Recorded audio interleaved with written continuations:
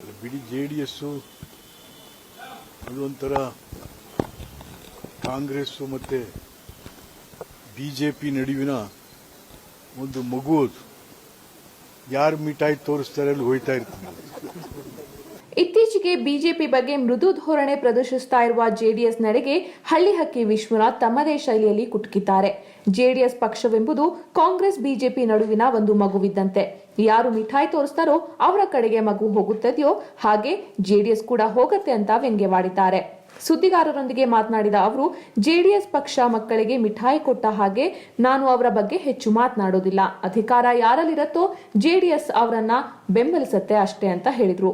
ಬಿಡಿ ಜೆಡಿಎಸ್ ಅದೊಂಥರ ಕಾಂಗ್ರೆಸ್ ಮತ್ತೆ ಬಿಜೆಪಿ ನಡುವಿನ ಒಂದು ಮಗು ಅದು. ಯಾರು ಮಿಠಾಯಿ ತೋರಿಸ್ತಾರೆ ಅಲ್ಲಿ ಹೋಯ್ತಾ ಇರ್ತೀನಿ. ಹಾಗಾಗಿ ಅದ್ರ ಬಗ್ಗೆ ಹೆಚ್ಚಿಗೆ ಹೇಳೋದು ಬೇಡ. ಇನ್ನು ಮೇಲ್ಮನೆಯಲ್ಲಿ ನಡೆದ ಪ್ರಹಸನಕ್ಕೆ ವಿಶ್ವನಾಥ್ ಪ್ರತಿಕ್ರಿಯಿಸಿ, ಸಾರ್ವಭೌಮ ಸದನದ ಬಾಗಿಲನ್ನ ಹಲವರು ಬೂಟು ಕಾಲಿನಿಂದ ಒದ್ರು. ಇವರಿಗೆ ಸದನದ ಬಗ್ಗೆ ಅದ್ಯಾವ ಗೌರವ ಇದೆ?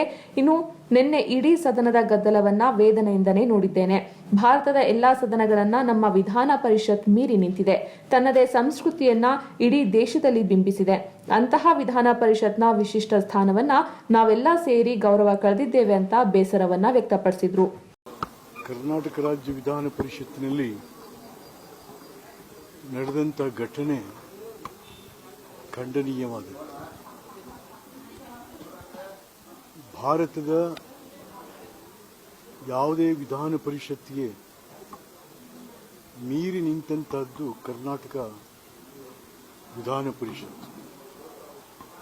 ತನ್ನ ಘನತೆಯಿಂದ ಮತ್ತು ಸದನದಲ್ಲಿನ ವಾದ ಮಂಡನೆಗಳಿಂದ ತನ್ನದೇ ಆದಂಥ ಸಂಸ್ಕೃತಿಯನ್ನು ಬಿಂಬಿಸಿಕೊಂಡು ಬಂದಂಥದ್ದು ಜನತಂತ್ರ ವ್ಯವಸ್ಥೆಯಲ್ಲಿ ನಮ್ಮ ವಿಧಾನ ಪರಿಷತ್ತಿಗೆ ಒಂದು ವಿಶಿಷ್ಟವಾದ ಸ್ಥಾನ ಇತ್ತು. ಆ ಸ್ಥಾನವನ್ನು ನಾವೆಲ್ಲ ಸೇರಿ ಕಳೆದುಬಿಟ್ಟು ಯಾರು ಜನತಂತ್ರ ವ್ಯವಸ್ಥೆಯ ಬಗ್ಗೆ ಉದ್ದುದ್ದ ಭಾಷಣ ಮಾಡಿದ್ದಾರೋ ಅವರೇ ನಿನ್ನೆ ಅದನ್ನ ಸದನದಲ್ಲಿ ಅದನ್ನು ಕೊಚ್ಚಿ ಕೊಂದ್ರು. ಸದನವನ್ನ ನಾವು ದೇವಾಲಯ ಎಂದು ಕರೆದಿದ್ದೇವೆ. ಹೀಗಾಗಿ ಪ್ರಧಾನಿ ಲೋಕಸಭೆಗೆ ಪ್ರವೇಶಿಸುವಾಗ ಬಾಗಿಲಿಗೆ ಹಣೆ ಇಟ್ಟು ನಮಸ್ಕಾರ ಮಾಡಿ ಗೌರವವನ್ನ ಸೂಚಿಸಿದ್ರು. ಅಂತಹ ಸಾರ್ವಭೌಮ ಸದನದ ಬಾಗಿಲನ್ನ ಬೂಟು ಕಾಲಿನಲ್ಲಿ ಒದ್ರು. ಇವೆಲ್ಲವನ್ನ ನೋಡ್ತಾ ಇರುವ ಭಾರತಾಂಬೆ ನಮ್ಮನ್ನ ಕ್ಷಮಿಸ್ಲಿ, ಅಧಿಕಾರ ಕೊಟ್ಟ ಜನ ನಮ್ಮನ್ನ ಕ್ಷಮಿಸ್ಲಿ. ಹಾಗೆಯೇ ನಿನ್ನೆ ನಡೆದ ಘಟನೆ ಖಂಡನೀಯ ಅಂತ ವ್ಯಕ್ತಪಡಿಸಿದ್ರು. ಬಹಳ ವೇದನೆಯಿಂದ ಇದನ್ನು ವೀಕ್ಷಣೆ ಮಾಡ್ತಾ ಇದ್ದೆ. ಬಹಳ ನೋವಾಯಿತು. ಯಾಕೆ ಅಂತಂದ್ರೆ ಜನತಂತ್ರ ವ್ಯವಸ್ಥೆ, ಜನಾದೇಶ, ಇದ್ರ ಬಗ್ಗೆ ಅಪಾರವಾದಂಥ ಭಾಷಣ ಮಾಡ್ತಂತ ಕೆಲವರೆಲ್ಲರೂ ಕೂಡ ಅಲ್ಲೇ ನಮ್ಮ ಎದುರಿಗೆ ಅದನ್ನು ಕೊಚ್ಚಿ ಕೊಲ್ಲುವಂತಹದ್ದನ್ನ ಕಾಣಬೇಕಾದಂಥ ದುಸ್ಥಿತಿ ನಮಗೆ ಬಂತಲ್ಲಪ್ಪ ಅಂತ. ಹಾಗಾಗಿ ಯಾರ್ದು ಹೆಚ್ಚು ಯಾರ್ದು ಕಡಿಮೆ ಅಂತ ಇಲ್ಲ.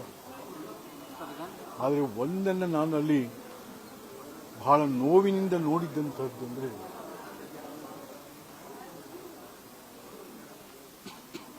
ನಾವು ಯಾವುದನ್ನ ದೇವಾಲಯ ಅಂತ ಸಾರ್ವಭೌಮ ಸದನ, ಅದು ನಮ್ಮ ದೇವಾಲಯ, ಜನತಂತ್ರ ವ್ಯವಸ್ಥೆಯ ದೇವಾಲಯ. ಅದಕ್ಕಾಗಿಯೇ ನರೇಂದ್ರ ಮೋದಿಯವರು ಪ್ರಧಾನಮಂತ್ರಿಯಾಗಿ ಪ್ರತಿಜ್ಞಾವಿಧಿ ಸ್ವೀಕರಿಸುವ ಮುನ್ನ ಸಂಸತ್ತಿಗೆ ಪ್ರವೇಶ ಮಾಡುವಾಗ ಅದರ ಹೆಬ್ಬಾಗಿಲಿನಲ್ಲಿ ಅದರ ಮೆಟ್ಟಲುಗಳಿಗೆ ತನ್ನ ಹಣೆ ಇಟ್ಟು ನಮಸ್ಕರಿಸಿದರು. ನಾನು ಭಾರತದ ಸಾರ್ವಭೌಮ ಸದನಕ್ಕೆ ನನ್ನ ಹಣೆ ಇಟ್ಟು ನಮಸ್ಕಾರ ಮಾಡ್ತಾ ಇದ್ದೀನಿ ಅಂತಕ್ಕಂಥದ್ದನ್ನ ಬಹಳ ಅಭಿಮಾನದಿಂದ ಹೇಳಿ ಒಳಗೆ ಬಂದು. ಆದರೆ ನಿನ್ನೆ ನಾವು ಕಂಡಿದ್ದೇನಪ್ಪ ಅಂದರೆ ಅಂತಹ ಸಾರ್ವಭೌಮ ಸದನದ ಬಾಗಿಲನ್ನು ಬೂಡ್ಸಿನ ಕಾಲಲ್ಲಿ ಒದ್ರು. ಬಹಳ ನೋವಿನ ಪ್ರಸಂಗ. ಹಾಗಾಗಿ ಅದು ನಿನ್ನೆ ಆ ಸಾರ್ವಭೌಮ ಸದನದ ಬಾಗಿಲಿನಿಂದೇ ಗೂಡ್ಸಿಂದ ಒದ್ದವ್ರು ನಾವು. ಮತ್ತು ಯಾವ ಗೌರವ ಇಟ್ಕೊಂಡು ಅದ್ರ ಬಗ್ಗೆ ಯಾವ ಘನತೆ ಇಟ್ಕೊಂಡು.